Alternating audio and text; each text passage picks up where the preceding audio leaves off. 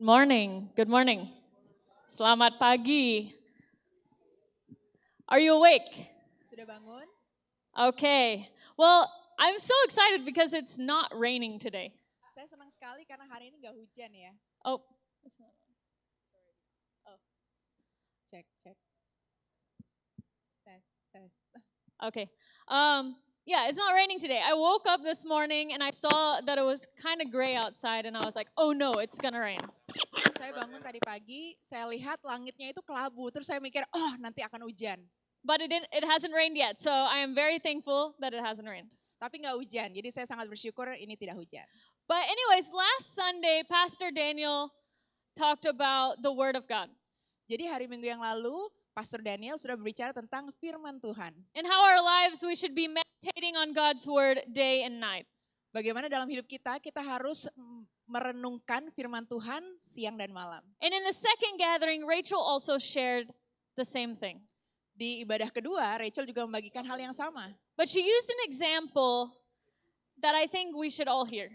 Tapi dia menggunakan contoh yang saya rasa kita semua perlu dengar. When a cow eats the grass, they take the grass and they chew it up, they swallow it, and then they spit it back up and chew it some more. Jadi saat seekor sapi ya makan rumput, dia makan, dia kunyah itu rumputnya, terus dia telan, terus dia naikin lagi, terus dia kunyah lagi. And they do this process until all the nutrients have been sucked out of their food. Dan proses ini terus berlangsung sampai semua nutrisinya itu sudah terserap. And it's the same way when we read the Word of God. Whether we read one verse or one chapter, we should be chewing on it throughout the day. Sama juga seperti kita membaca firman Tuhan, walaupun itu satu ayat atau satu pasal, kita harus kunyah firman Tuhan itu sepanjang hari. And today we're going to continue our journey in the journey of becoming to the second stone. Yeah. Jadi hari ini kita akan lanjutkan perjalanan kita untuk menjadi ke titik yang kedua. If you weren't here last week, Pastor Daniel shared about how Jesus is our cornerstone, but we want to give you some other stones to put in your foundation that we think is essential for your walk with Christ. Jadi kalau Bapak Ibu tidak ada di sini minggu lalu, Pastor Daniel membagikan bahwa Tuhan Yesus adalah batu penjuru kita. Tetapi kita pun ingin memberikan batu-batu lainnya supaya bisa dibangun di sekitar batu penjuru itu. Jadi hari ini adalah batu yang kedua. So have you ever said, okay, I'm going to pray, and then you sit down or you go on a walk and you're like, Dear Jesus, thank you for this day. Pernah nggak Bapak Ibu merasakan ya, oh saya pengen berdoa, terus kita berjalan ataupun duduk di suatu tempat, terus kita bilang, Tuhan Yesus terima kasih atas hari ini. And then 30 seconds later you're thinking about, what am I going to have for breakfast? Lalu 30 detik kemudian kita mulai berpikir, ntar sarapan apa ya? Wait, I forgot to send that message to someone. Aduh, kok saya lupa ya kirim pesan itu ke orang ini? Wait, I need to buy this at the store later.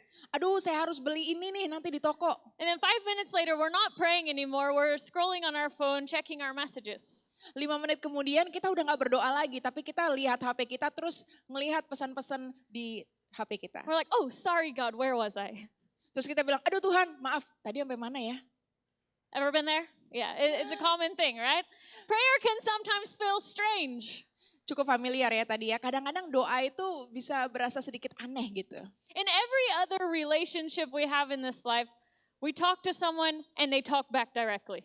Karena di setiap hubungan kita di dunia ini ya, kita berbicara sama orang lain dan mereka membalas apa perkataan kita. But with prayer, sometimes we can feel like we're talking and nothing is coming back.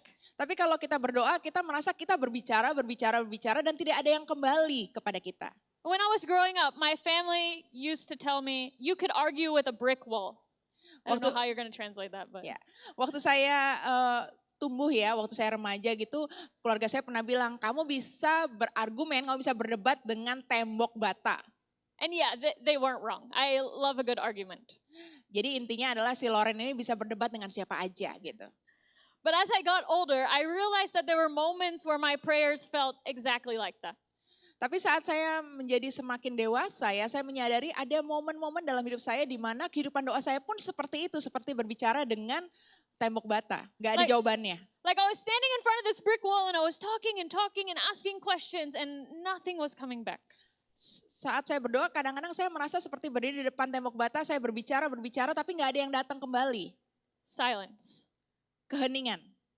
And after enough of that, I started to wonder If prayer is just talking into the air, what's the point?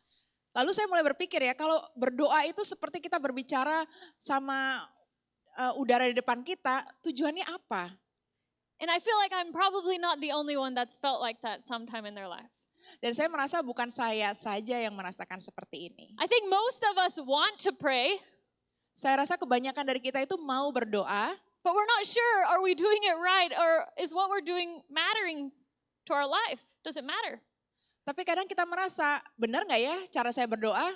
Apakah yang saya lakukan ini bermakna? We think prayer is how we get God to do something for us. Kita selalu merasa doa itu adalah kita minta Tuhan melakukan sesuatu untuk kita. Prayer is how we convince heaven to move. Doa adalah cara kita meyakinkan surga untuk bergerak. And it's how we submit our wish list to God. Dan bagaimana kita memberikan daftar permintaan kita kepada Tuhan. And I think many of us were taught something that isn't wrong, but it isn't quite right either. Dan kebanyakan dari kita mungkin diajarkan seperti itu juga. Dan sebenarnya ini tidak sepenuhnya salah, tapi tidak sepenuhnya benar juga. That prayer is about the outcome. Kita diberitahukan bahwa doa itu adalah tentang hasilnya atau mendapatkan jawaban. But what if prayer wasn't about the outcome? Tapi bagaimana jika doa itu bukan tentang mendapatkan jawaban atau hasil? What if it was about the connection that we're building? Bagaimana jika doa itu adalah tentang hubungan yang kita bangun dengan Tuhan? What if prayer wasn't about getting something from God, but it was about getting close to God? Bagaimana jika doa itu bukan tentang mendapatkan sesuatu dari Tuhan, tapi semakin dekat dengan Tuhan? And that's exactly what we see in the story of Moses in Exodus 33 and 34. Inilah yang kita lihat dalam kisah Musa di Keluaran 33 dan 34. Moses didn't learn how to pray better or say better words. Musa itu tidak belajar bagaimana dia berdoa dengan lebih baik atau menggunakan kata-kata yang lebih indah. Moses met with God, Tapi Musa bertemu dengan Tuhan, face to face. muka dengan muka. Moses had already encountered God in the burning bush, and he had already seen the plagues of Egypt. Jadi Musa itu sudah bertemu Tuhan di semak yang menyala-nyala. Dia juga sudah melihat semua tulah-tulah yang terjadi di bangsa Mesir. He had already watched the Red Sea split in two, Dia sudah melihat Laut Merah itu terbelah dua. and he had already led a nation into the wilderness, through the wilderness. Dan dia juga sudah memimpin bangsa Israel melalui perjalanan di gurun.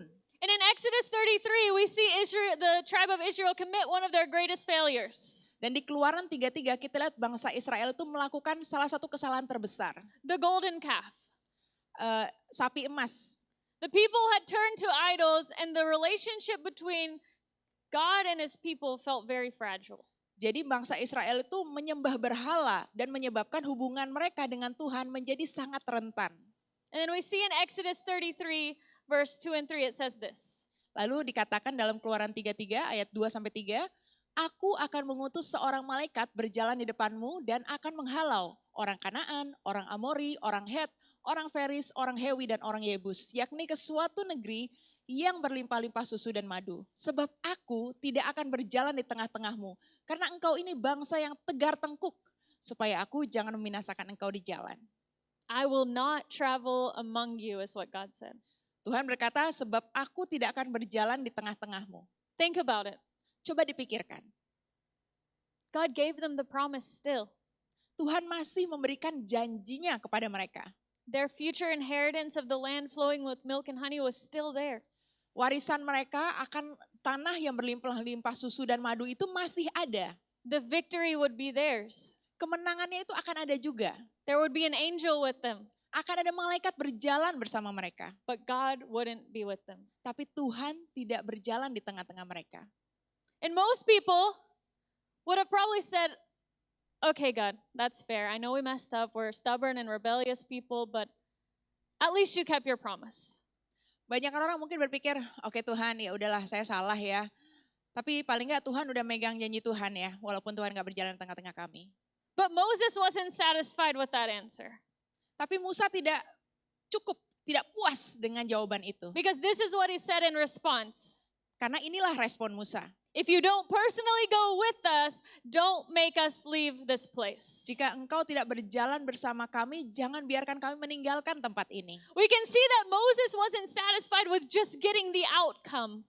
Kita lihat bahwa Musa itu tidak sepenuhnya puas dengan mendapatkan hasil atau jawaban dari Tuhan. But he wanted the connection with God the entire way. Tapi dia mau keterhubungan dengan Tuhan itu sepanjang perjalanan. He understood that making it to the promised land without God wouldn't be a success at all. Dia percaya dan dia mengerti bahwa saat mereka masuk ke tanah perjanjian tanpa ada Tuhan itu tidak berarti. And how many of us have held on to the promises of God for something in our lives? Maybe it's a business or a new job. Dan berapa banyak dari kita yang sudah memegang janji Tuhan dalam hidup kita, misalnya untuk bisnis atau pekerjaan yang baru, Or restoration in a relationship. atau pemulihan hubungan.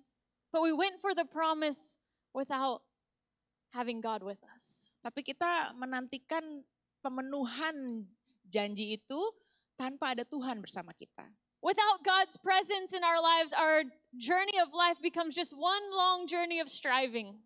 Tanpa adanya hadirat Tuhan dalam hidup kita, perjalanan hidup kita itu akan penuh dengan pergumulan. But Moses wanted more than outward success. He was desperate for a connection with his heavenly Father. Tapi Musa ingin lebih dari sekedar hasil di luar saja. Dia ingin keterhubungan, dia ingin hubungan, koneksi dengan Bapa di sorga. And in Exodus 33:18 it says this, "Show me your glorious presence." Di Keluaran 33 ayat 18 dikatakan bahwa perlihatkanlah kiranya kemuliaanmu kepadaku. Moses wanted connection with God no matter what, even if it meant staying in the wilderness. Musa ingin hubungan itu dengan Tuhan, walaupun itu artinya mereka harus tetap tinggal di padang gurun. So what if prayer isn't about the outcome? Jadi bagaimana jika doa itu bukan sekedar mendapatkan jawaban atau hasil? But what if it's about our connection that we're building with God day in and day out? Bagaimana jika doa itu adalah keterhubungan atau koneksi kita dengan Tuhan yang kita bangun setiap harinya? And as Moses asked God to show him his glorious presence, this is what God's response was. Dan saat Musa meminta, perlihatkanlah kemuliaanmu kepadaku Tuhan, inilah respon Tuhan. Exodus 34. Di Keluaran 34. Turunlah Tuhan dalam awan, lalu berdiri di sana dekat Musa, serta menyerukan nama Tuhan. Berjalanlah Tuhan lewat dari depannya dan berseru, Tuhan, Tuhan, Allah penyayang dan pengasih, panjang sabar, berlimpah kasihnya dan setianya. Yang meneguhkan kasih setianya kepada beribu-ribu orang, yang mengampuni kesalahan, pelanggaran dan dosa, tetapi tidaklah sekali-kali membebaskan orang yang bersalah dari hukuman, yang membalaskan kesalahan bapa kepada anak-anaknya dan cucunya, kepada keturunan yang ketiga dan keempat. Segeralah Musa berlutut ke tanah, lalu sujud menyembah serta berkata, jika aku telah mendapat kasih karunia di hadapan-Mu, ya Tuhan, berjalanlah kiranya Tuhan di tengah-tengah kami. Sekalipun bangsa ini suatu bangsa yang tegar tengkuk, tetapi ampunilah kesalahan dan dosa kami, ambillah kami menjadi milik-Mu. When we pray, when we connect with God, we begin to see God clearly. Saat kita berdoa, saat kita terhubung dengan Tuhan, kita mulai melihat Tuhan secara lebih jelas. God begins to reveal himself to us, Tuhan mulai menyingkapkan dirinya kepada kita. just as he did to Moses. Sama seperti dia singkapkan dirinya kepada Musa. And many of us, we struggle with prayer not because we're busy or distracted, but because we're carrying distorted views of God. Kebanyakan dari kita kesulitan untuk berdoa bukan karena kita itu sibuk ya, tapi karena kita punya pandangan yang menyimpang tentang Tuhan. Instead of letting God reveal himself to us, we project our views of God onto him. Alih-alih kita membiarkan Tuhan menyingkapkan dirinya kepada kita, kita itu memproyeksikan pandangan kita yang salah tentang Tuhan kepada Tuhan. And some of us see God as distant, watching, and uninvolved in our life.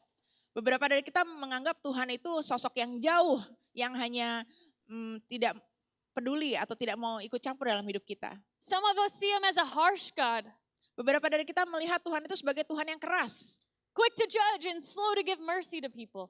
cepat untuk menghakimi dan lambat untuk memberikan kemurahan. And maybe we see him as a God that's constantly disappointed, Mungkin beberapa dari kita juga melihat Tuhan itu adalah Tuhan yang selalu mengecewakan kita. tolerating us but always disappointed when we fail. Mentoleransi kita, tetapi sebenarnya kalau kita gagal Tuhan akan kecewa. But Moses didn't project his view onto God. He let God show him who he was. Tetapi Musa tidak membiarkan pandangan yang menyimpang itu dia berikan kepada Tuhan, ya dia membiarkan Tuhan menyingkapkan dirinya. When Moses asked to see God's glory, God revealed something completely different. Saat Musa meminta perlihatkanlah kemuliaanmu kepadaku, Tuhan menyingkapkan sesuatu yang berbeda. God was a God of compassion, Tuhan adalah Tuhan yang penuh dengan welas asih, a God of mercy. Tuhan yang penuh dengan kemurahan. a God of patience, Tuhan yang penuh dengan a God kesabaran. of unfailing love. Tuhan yang penuh dengan kasih setia. Remember, the Israelites just built a golden calf, but God was still who he said he was. Ingat, waktu itu bangsa Israel baru saja menyembah berhala, tetapi Tuhan tetaplah Tuhan. When we begin to see who God truly is as we connect with him, something shifts inside of us. Saat kita melihat Tuhan sebagaimana Tuhan adanya, sesuatu itu akan berubah dalam diri kita. Instead of withdrawing from him, we begin to draw closer to him. Daripada kita menjauh dari Tuhan, kita malah mendekat kepada Tuhan. So what if this week, instead of just bringing our requests and our wish lists to God of what we want him to do in our life, we instead said, God, show me your glory. Jadi minggu ini daripada kita hanya memberikan daftar permintaan kita dalam doa kita kepada Tuhan, kita minta sama Tuhan, Tuhan perlihatkanlah kemuliaan-Mu. And as God reveals who he is, something else begins to happen. Dan saat Tuhan menyingkapkan dirinya kepada kita, sesuatu hal yang lain juga sedang terjadi. We begin to see who we are in God. Kita pun bisa melihat diri kita di dalam Tuhan. Because our prayers become both a window and a mirror.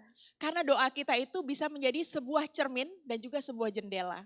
Prayer is a window into God's character. We get to learn who God is. Doa itu adalah sebuah jendela kepada karakternya Tuhan. Kita bisa melihat siapa Tuhan sesungguhnya. But it's also a mirror reflecting the conditions of our own hearts. Tetapi doa juga adalah sebuah cermin yang bisa merefleksikan kembali kondisi hati kita. And when Moses connected with God, when he said, show me your glory, he didn't walk away condemned. Jadi saat Musa bilang kepada Tuhan, Tuhan perlihatkanlah kemuliaan-Mu. He walked away changed. Musa tidak pergi dengan terhakimi, tetapi dia keluar dengan diubahkan. And when we encounter the true character of God as he reveals himself to us, we begin to discover our identity as sons and daughters of Christ standing before a merciful Father. Jadi saat kita mempelajari lebih lanjut lagi, kita melihat apa yang Tuhan singkapkan, kita juga menyadari identitas kita dalam Tuhan sebagai anak-anak Allah. So prayer reveals who God is and who we are. Jadi doa itu menyingkapkan siapa Tuhan sesungguhnya dan juga siapa kita.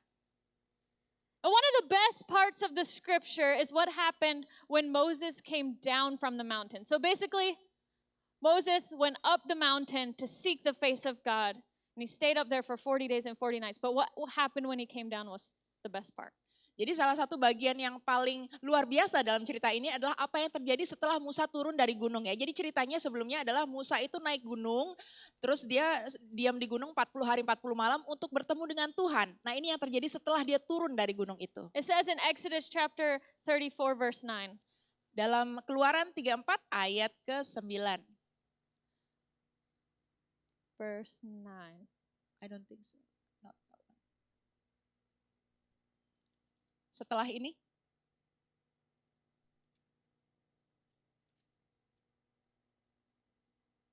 In prayer transforms us. The verse there. setelah ini. Okay. Yang do you have your phone? Ya, yang wajahnya bercahaya. Yeah.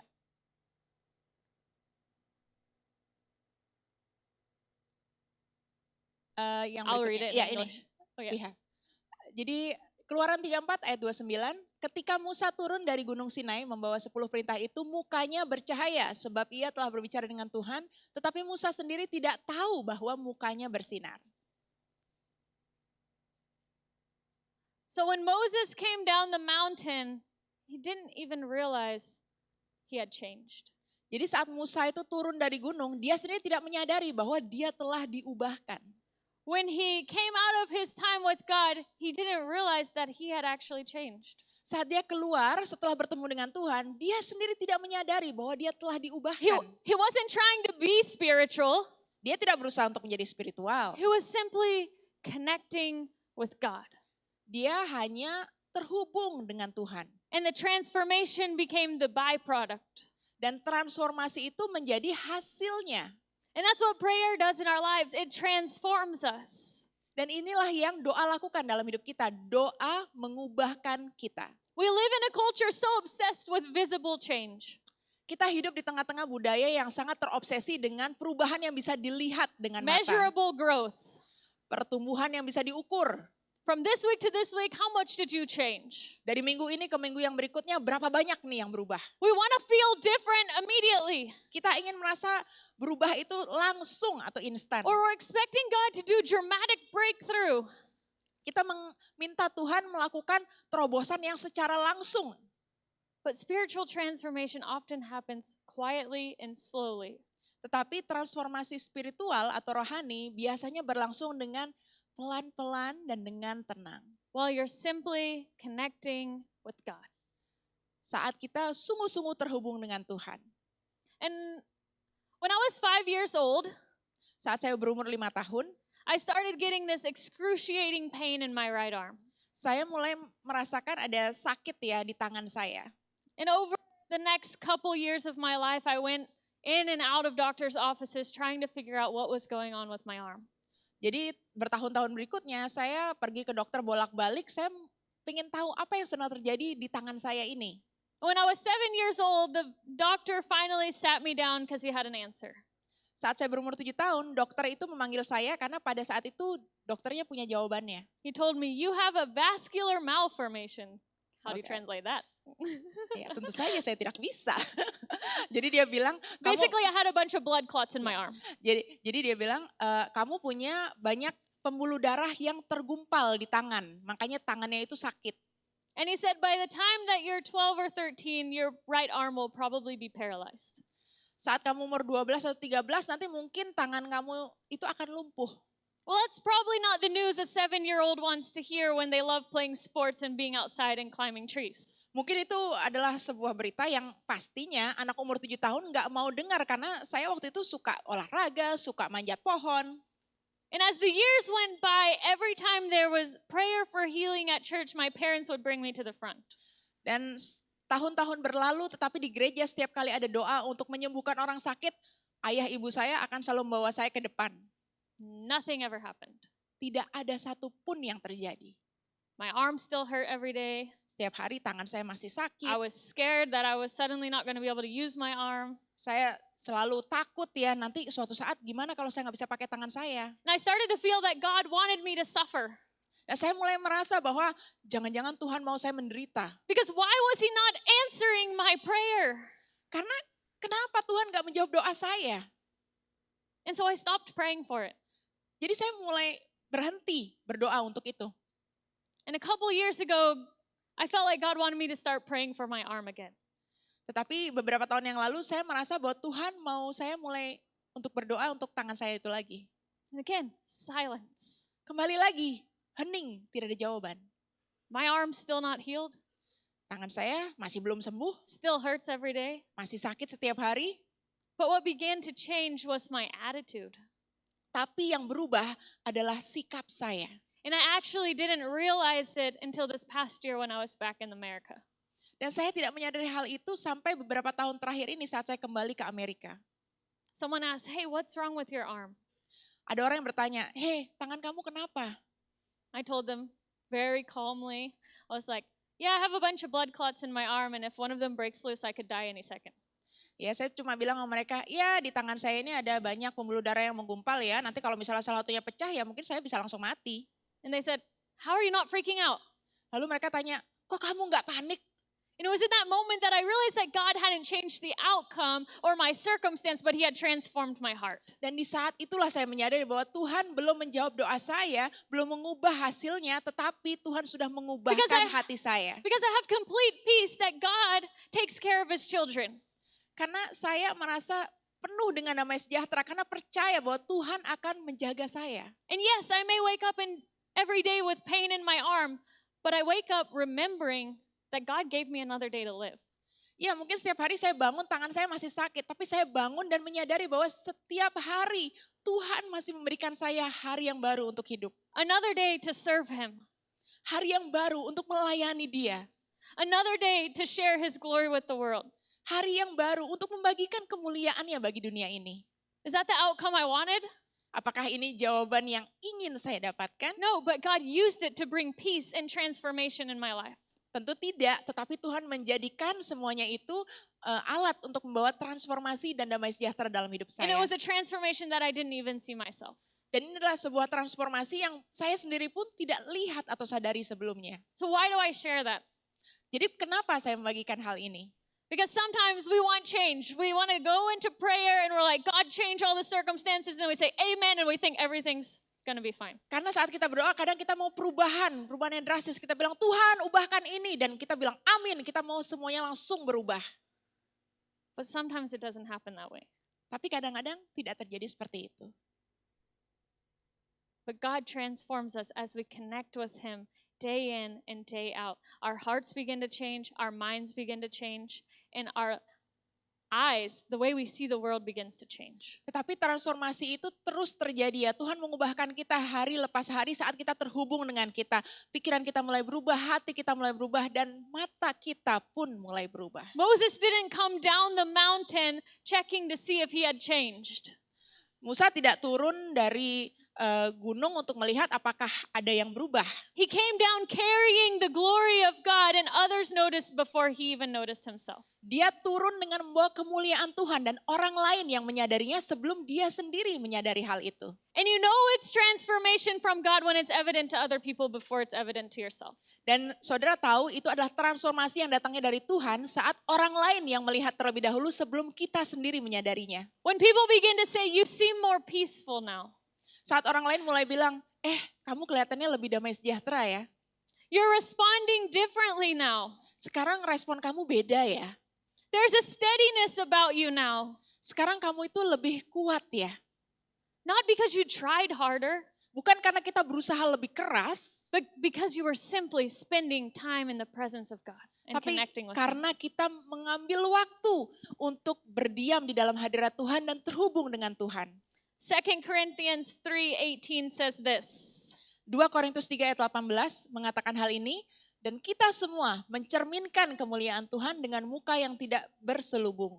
Dan karena kemuliaan itu datangnya dari Tuhan yang adalah roh, maka kita diubah menjadi serupa dengan gambarnya dalam kemuliaan yang semakin besar. Look at the words more and more. Mari kita lihat ini lebih dalam lagi. It's not a one-time experience. Ini bukan pengalaman satu kali saja. It's a connection that we build day in and day out. Doa itu adalah hubungan kita dengan Tuhan yang kita bangun setiap harinya. We're transformed to reflect His glory progressively. Kita diubahkan untuk merefleksikan atau mencerminkan kemuliaan Tuhan itu terus-menerus. And it happens as we behold Him. Dan itu terjadi saat kita terus memandang wajahnya. Because we become what we behold. Karena kita akan menjadi apa yang kita pandang. If we constantly behold fear, we become anxious. Kalau kita terus memandang ketakutan, kita menjadi khawatir. If we constantly behold outrage, we become angry and reactive. Kalau kita terus memandang kemarahan, kita akan menjadi marah dan jadi reaktif. If we constantly behold comparison towards other people, we become insecure. Kalau kita terus memandang perbandingan dengan orang lain, kita jadi insecure. But when we behold the Lord, when we connect with God through prayer, we start to behold His glory. Tapi saat kita menatap Tuhan, saat kita melihat Tuhan, terhubung dengan Tuhan lewat doa, kita memandang kemuliaannya. And we begin to reflect Him. Dan kita mulai mencerminkan kemuliaan Tuhan itu. And it's even scientifically proven. Dan ini bahkan sudah terbukti secara ilmiah. There's a study that they did over a course of 8 weeks that 12 minutes of focused prayer a day starts to rewire the brain. Dan bahkan ada kajian ilmiahnya yang mengatakan bahwa 12 menit setiap harinya, ini kajiannya dilakukan selama 8 minggu berturut-turut, 12 menit dari doa yang berfokus setiap harinya bisa mengubahkan otak kita. Connection with God literally rewires our physical brain. Keterhubungan dengan Tuhan, koneksi dengan Tuhan itu sungguh-sungguh bisa mengubahkan otak kita. Prayer changes our reactions. Doa juga mengubah reaksi kita. And prayer deepens our compassion. Dan doa juga memperdalam welas asih kita. And often we won't even realize we're being transformed. Dan seringkali kita tidak sadar bahwa kita sudah diubahkan. That's sometimes what makes us anxious about prayer, right? We don't see the transformation that's happening inside of our lives. Dan itu kadang-kadang yang membuat kita khawatir saat kita berdoa kan, karena kita belum melihat adanya perubahan yang nyata nih, yang bisa kita lihat dalam hidup kita. Moses didn't come down the mountain saying, "Look at me everybody, I've been with God. Don't I look transformed?" Musa tidak turun dari gunung dan bilang sama bangsa Israel ya, "Hei, lihat aku ya, apakah aku sudah berubah?" But the people could see it. Tapi bangsa Israel bisa melihat perubahannya. When we begin to connect with God on a consistent basis, we begin to carry the atmosphere of heaven into earth. Saat kita terhubung dengan Tuhan secara konsisten, kita mulai membawa atmosfer surga itu bersama dengan kita. We stop striving to force change in our lives. Kita mulai berhenti berjuang terlalu keras untuk membawa perubahan itu dengan usaha kita sendiri. And instead become vessels that God moves through. Tetapi kita menjadi alat di mana Tuhan itu bekerja melalui kita. Because when you stand before God long enough, fear begins to lose its grip. Karena jika kita mulai berada di hadirat Tuhan dengan cukup lama ya, maka ketakutan itu tidak lagi mencengkeram kita. Insecurity loosens. Kita tidak lagi insecure. Approval from people becomes secondary. Untuk orang lain itu menerima kita itu bukan hal yang terutama atau paling penting. So what if prayer wasn't about the outcomes or begging heaven to move on our behalf? Jadi bagaimana jika doa itu bukan merupakan mendapatkan jawaban atau keluaran atau hasilnya, atau bahkan juga bukan untuk menggerakkan surga. But rather it's about simply connecting with Him, spending time in relationship with Him, and allowing Him to reveal Himself and use us as His vessels on this earth. Tapi bagaimana jika doa itu adalah tentang kita terhubung dengan Tuhan, menghabiskan waktu dengan Tuhan, kita menjadi alat Tuhan di mana Tuhan bisa bekerja melalui kita di dunia ini. And as we align ourselves with Him, John 14:12 says this. I don't know if I have it. Ya, tetapi saat kita mulai menyelaraskan diri kita dengan Tuhan, di Yohanes 14 ayat 12 dikatakan, Truly, truly, I say to you, whoever believes in me will also do the works that I do, and greater works than He will He do. Jadi saya paraphrase aja ya.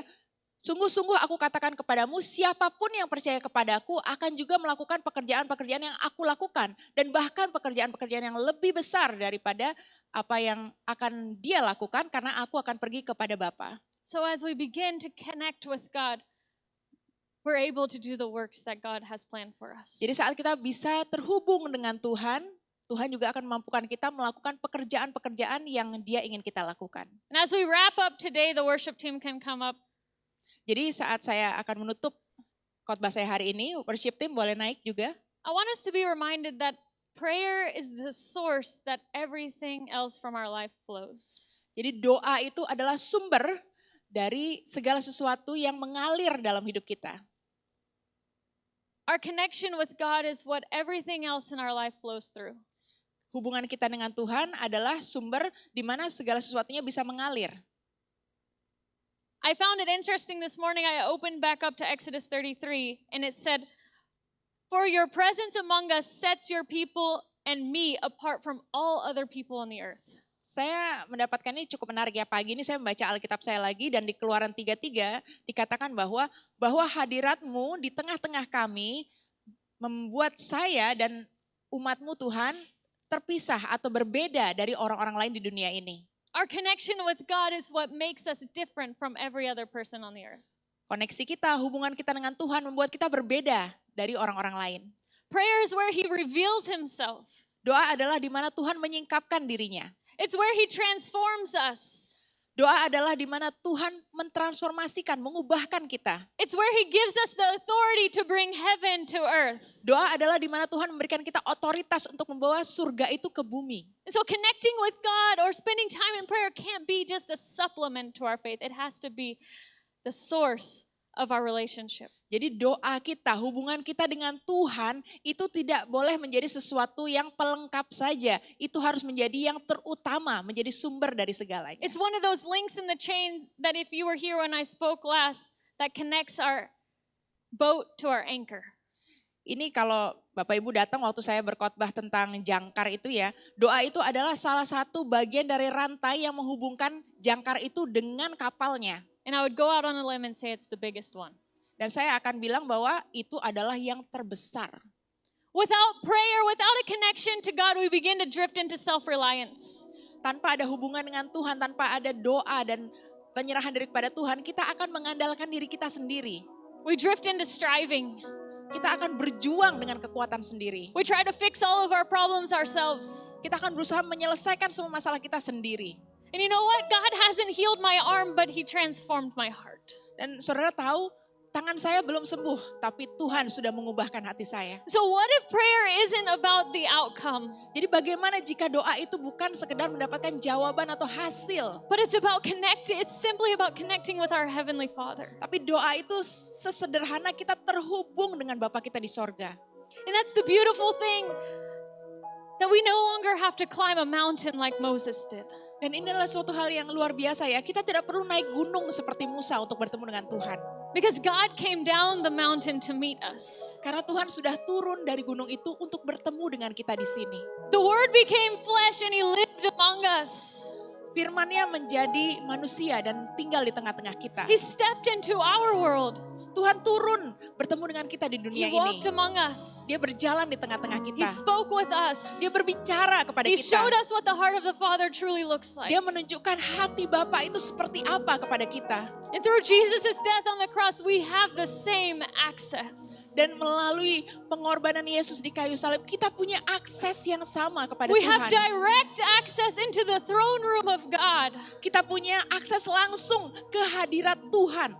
So let us come boldly to His throne room today. Jadi mari kita datang dengan keberanian di hadirat dan tahta Tuhan itu. I want us all to stand. Saya mau kita semua bangkit berdiri. We're going to take communion. Kita akan mengambil perjamuan kudus.